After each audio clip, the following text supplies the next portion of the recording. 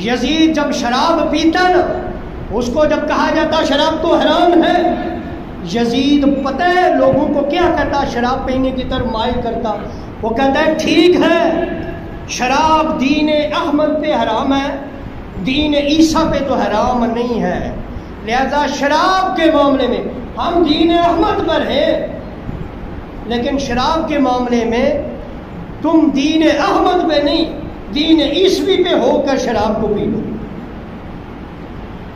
وہ کہتا تھا شراب پینے کا وقت آئے تو میں دین احمدی پہ نہیں دین عیسوی پہ سمجھ کر میں شراب کو حلال جان کر پی لیتا ہوں۔ فرحان کی طرح یہ نارمل پانی مجھے پینے کے لیے دے دے، تھوڑا سر میں محسوس ہو رہا ہے درد۔ اچھا، اور خطرناک عمل دیکھیں، اور خطرناک عمل یہ ہے، نماز ہے، نماز آپ کو پتا قرآن مجید سورہ ماؤن میں اللہ کیا کہتا ہے، فویل للمصلین، ہلاکت ہے نمازیوں کے لیے۔ اب یہ کون سے نمازیوں کے لیے ہلاکت ہے؟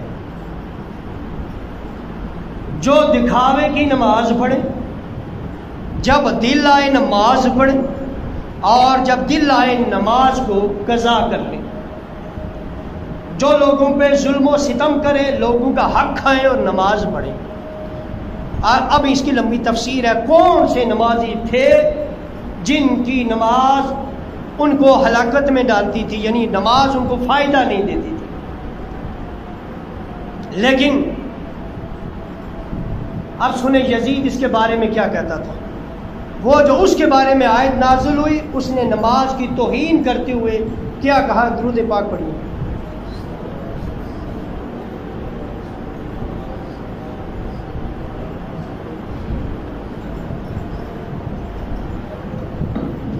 یزید نے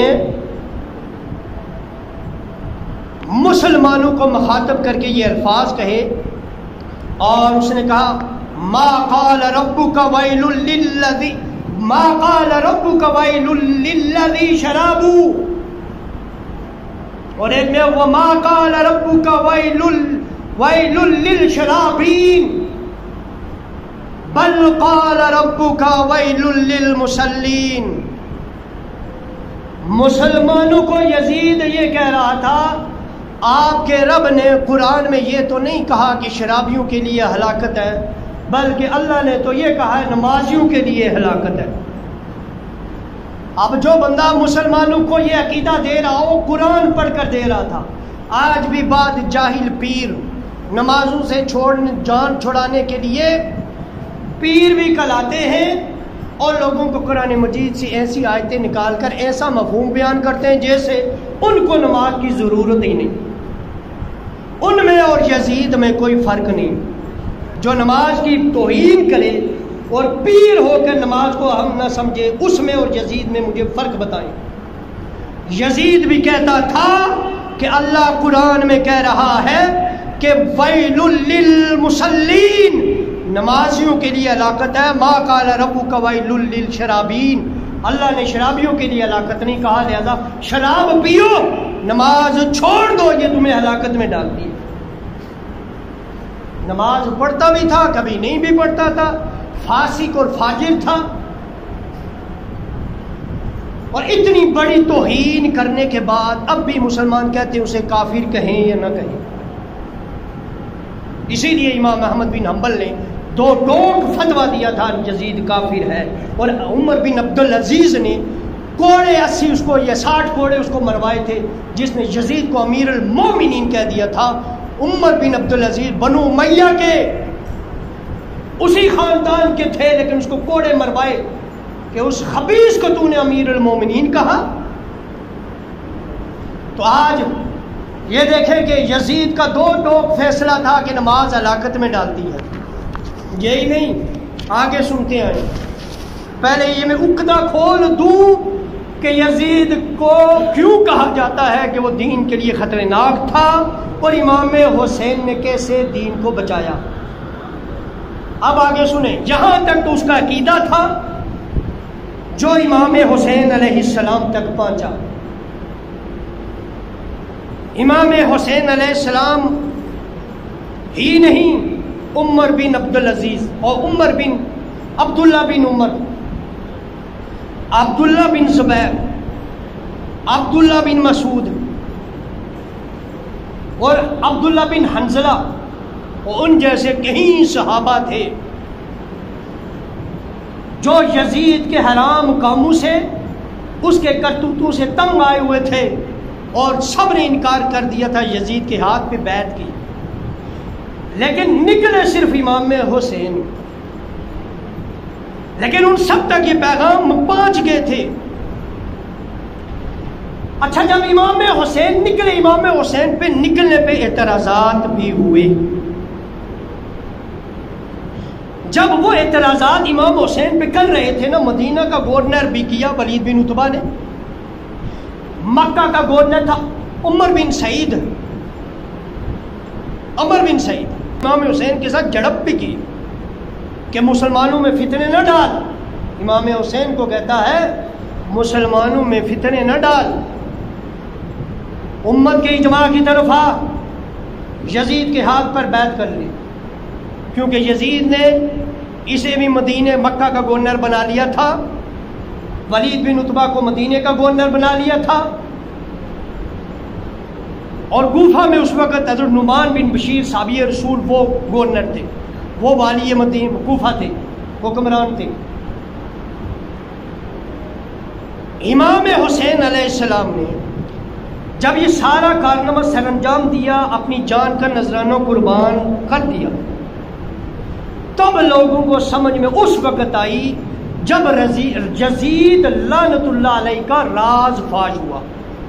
راز اس کا بعد میں فاش ہوا، جس بات پہ میں نے کہا اس کا اپنا بیٹا بھی اس کے خلاف ہو گیا، معاویہ بن یزید، اس نے کہا میں اس تخت پہ کیسے بیٹھوں جس پہ خون رسول کی قتل کی مجھے بو آ رہی ہے، اور اس نے تخت پہ بیٹھتے ہی جان بھی چھڑا دی تھی۔ تو اب یہ بات سنیں کہ کیسے یزید کا راز فاش ہوا۔ اس کو علامہ آلوسی نے لکھا ہوا ہے، علامہ آلوسی رحمۃ اللہ تعالی علیہ نے لکھا ہے، امام طبرانی نے لکھا ہوا ہے، سوائق المولکہ میں لکھا ہوا ہے کہ یزید نے جو الفاظ کہے وہ سنیں۔ جب امام حسین کو شہید کر چکا نا، ابھی میں آگے جسٹ لگا کے آیا ہوں کہ یزید کا راز کیسے فاش ہوا، اور کیسے پتہ چلا امام حسین حق پر تھے، اور کیسے پتہ چلا کہ دین ختم ہو چکا تھا اگر امام حسین قربانی نہ دیتے، اور ادھر سے رب کا وعدہ بھی تھا کہ دین کو کوئی کچھ نہیں کر سکتا، قرآن کو کوئی کچھ نہیں کر سکتا، اس لیے کہ اللہ نے قرآن کو بھی بچانا ہے، دین کو بھی بچانا ہے، اور اس کی صورت امام حسین آگے آئی۔ لیکن یاد رکھیں اگر یہ نہ ہوتا جو کہ ہو چکا تھا تو پھر کیا ہوتا؟ یزید کے الفاظ سنیں جس سے یزید کا راز سب کے سامنے فاش ہوا۔ علامہ آلوسی لکھتے ہیں یزید کا حضور کے بارے میں کیا عقیدہ تھا وہ سنیں، اور یزید کا بدر کے بارے میں کیا عقیدہ تھا وہ سنیں۔ اس نے کہا یسب اشیاخی ببدر شہداء، اور بدر کے اپنے بزرگوں کو، کفار کو، ولید کو، عتبہ کو، ان لائن کو جن کا کام مولا علی نے بدر میں کیا تھا، ان کو شہید کہتا، اور کہتا تھا جزا خضر جی من وقع الاصل، وہ کہتا تھا کہ کاش آج بدر والے میرے بزرگ زندہ ہوتے تو وہ بنی جن کو بدر کے اندر شکست ہوئی تھی اور وہ بنی خزرج کے لیے جزا کا سبب بنے تھے، اضطراب کا سبب بنے تھے۔ جزا کہتے ہیں ایسے صدمے کو جس پر صبر نہ ہو سکے، جو بندے کے اندر کو ہلا دے، اسے اضطراب میں مبتلا کر دے۔ یزید یہ کہتا تھا کہ آج میرے بدر کے وہ لوگ کاش وہ شہید زندہ ہوتے جنہوں نے ان کو اس جزا میں مبتلا کر دیا تھا، مضطرب کر دیا تھا، کاش آج وہ زندہ ہوتے اور وہ دیکھتے کہ قد قتلنا القوم من ساداتکم وعدلنا میل بدر نا اقدر، اور وہ دیکھتے کہ تمہارے سرداروں میں سے بڑے سردار امام حسین علیہ السلام کو قتل کر کے بدر والی کچی کو میں نے سیدھا کر دیا ہے. بدر والی کچی کو مسلمانوں کے سردار کو قتل کر کے میں نے سیدھا کر دیا ہے. مجھے بتائیں بدر میں کامیاب کس کو ہوئی تھی؟ بدر میں مسلمانوں کا سربراہ کون تھا؟ خود آقا دو عالم صلی اللہ علیہ وآلہ وسلم خود بذات نفس نویس بدر میں گئے تھے. بدر میں حضور خود گئے تھے اور کافروں کو شکست فاش دی تھی، جس کی تاریخ میں اللہ تعالیٰ نے قرآن مجید اتارا، سورہ احزاب اتاری. یزید نے کہا کاش وہ بدر والے مقتول زندہ ہوتے، وہ حضور کا بدلہ میں نے آج انہی کے ایک سردار کو شکست دے کر بدلہ لے لیا.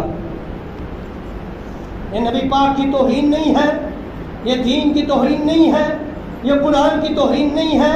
پھر اس کے اگلے الفاظ سنیں، میں خالی ترجمہ پیش کرتا ہوں، ٹائم کم ہو گیا ہے.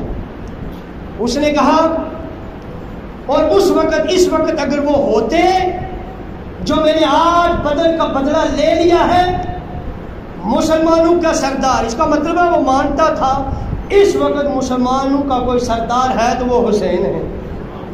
اور اس نے کہا وہ ہوتے تو آج دیکھتے اور میرے لیے دعا کرتے کہ اے یزید تیرے ہاتھ شل نہ ہوں، تیرے ہاتھ تکلیف میں نہ مبتلا ہوں کہ تو نے ہمارا بدر کا بدلہ لے لیا. حضور کو جو فتح ملی اس کا بدلہ تو نے حضور کے نواسے کو شہید کر کے لے لیا ہے. اور پھر آگے جو اس کے کفر پر مہر ثبت کرتے ہیں وہ اشعار بھی سنیں. اب آپ بتائیں کہ یزید کافر ہے یا مسلمان ہے؟ یزید کو کون کافر نہیں کہے گا؟ اس نے کہا میں اولاد خندق سے نہیں ہوں، اگر میں اولاد خندق سے نہیں ہوں، اگر میں اولاد احمد سے ان کے کیے ہوئے کا بدلہ نہ لے لیتا، اگر میں محمد کی اولاد سے بدلہ نہ لیتا تو میں اولاد خندق سے ہی نہ ہوتا. اور اس کے بعد جو میں نے کہا کہ اس کے کفر پہ مہر ہے وہ یہ الفاظ ہیں.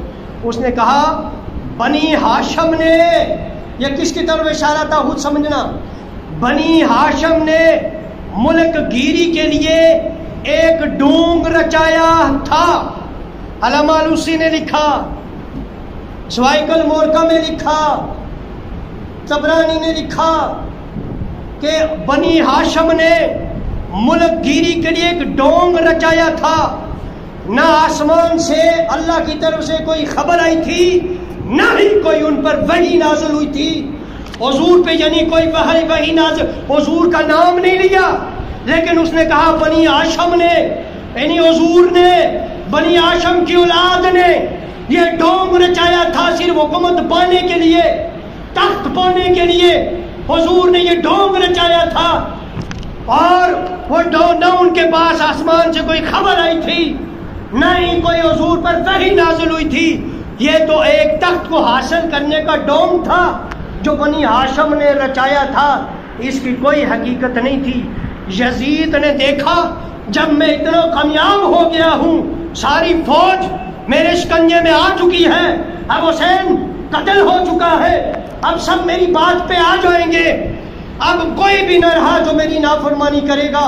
اس کے منہ سے جب یہ خرافات اگلنے لگے تب ان بدبخت مسلمانوں کا، یاد رکھے علماء یہود نے جس طرح ساتھ دیا تھا یہودی سرداروں کا اور تورات کو بدلا تھا، اور یہودیوں عیسائیوں نے انجیل کو بدلا تھا، ایسے ہی مسلمانوں نے، ان میں قاضی شریع بھی تھا، کتنے حفاظ اور عالم دین تھے جو یزید کو برحق کہہ رہے تھے اور امام حسین کو اس وقت باغی کہہ رہے تھے، اور اس وقت اس کی بات مانتے ہوئے آج بھی آپ دیکھیں ایک لانتی نے کتاب لکھی ہے رشید ابن رشید، اس میں اس نے لکھا ہوا ہے باغی حسین کلمہ کفر کفر نباشد. آج بھی تمہارے پاس یہ کتابیں ہیں جس میں لکھا ہوا ہے امام حسین کو باغی اور یزید کو رحمت اللہ تعالی علیہ لکھا ہوا ہے، جو یہ کہتا رہا کہ حضور نے ڈونگ رچایا تھا حکومت پانے کے لیے، نہ آسمان سے کوئی وحی اتری، نہ ان پر کوئی خبر آئی تھی. صرف حکومت بچانے کا یہ ڈھونگ تھا، حکومت رچانے کا۔ یہ جب اس نے بات کہی مسلمانوں کی آنکھیں تب کھلی تھی، اور تب مسلمانوں کو یہ ہوش ان کے اڑ گئے تھے، اور ان کی سمجھ میں اب آ گئی تھی کہ حسین اگر نہ شہید ہوتا تو دین آج نہ بچتا۔ یہ بھی وہی سلوک ہوتا جو دین عیسوی کا ہو چکا تھا، جو دین موسوی کا ہو چکا تھا، وہی سیم وہی صورتحال آ چکی تھی۔ اور اگر آج امام حسین اللہ نے جس چراغ کو ذکر کیا ہے نا کہ قیامت تک اس چراغ کو یہ بجھا نہ سکیں گے، اس چراغ میں اگر کسی نے پاور ڈالی ہے، کسی نے جلایا ہے اور قیامت تک اپنا خون دے کر اس کو روشن کر دیا ہے، وہ امام حسین ہے۔ اور یہی وجہ ہے کہ اب مسجد میں یہ جو 5 وقت کی اذان ہو رہی تھی، ہو رہی ہے، ہو رہے گی، یہ میں اسی لیے کہتا آیا ہوں کہ یہ 5 وقت کی اذان ہمیں پتہ ہے کیا بتاتی ہے؟ لوگوں نماز کی طرف ہو، یہ نماز کی طرف بھی بلاتی ہے۔ یہ 5 وقت کی اذان نماز کی طرف بھی بلاتی ہے، دوسری طرف یہ اذان نہیں ہوتی، یہ اذان یہ بھی بتاتی ہے کہ یہ اذان ایک طرف اعلان ہوتا ہے نماز کی طرف آنے کا، اور دوسری طرف اعلان ہوتا ہے کہ کربلا میں حسین جیت چکا ہے، کربلا میں حسین کی فتح ہوئی ہے۔ اور یہ آج 5 وقت مؤذن اذان دے کر گویا امام حسین کی فتح کا اعلان کرتا ہے۔ اللہ اکبر جو زندہ ہے یہ امام حسین کے خون کی قربانیاں ہیں۔ ابھی تک تو میں اس بات کو بھی سمجھانے میں نے پوری بات نہیں کی کہ کیسے ہم کہتے ہیں حسین نے دین کو زندہ کیا، کیسے ہم کہتے ہیں کہ امام حسین نہ ہوتے تو آج اذانیں نہ ہوتی، کیسے ہم کہتے ہیں کہ امام حسین اگر قربانیاں نہ دیتے تو آج نمازیں نہ ہوتی، آج مسجدیں آباد نہ ہوتی۔ یہ ان کی جانوں کا صدقہ ہے۔ اتنی بڑی ہستی کا اتنا واقعہ ہو چکا، اب ہر مسجد کا حق ہے کہ جس حسین نے اتنی بڑی قربانی دی اس حسین کے ہر مسجد میں، یہ دیکھیں مناج مسجد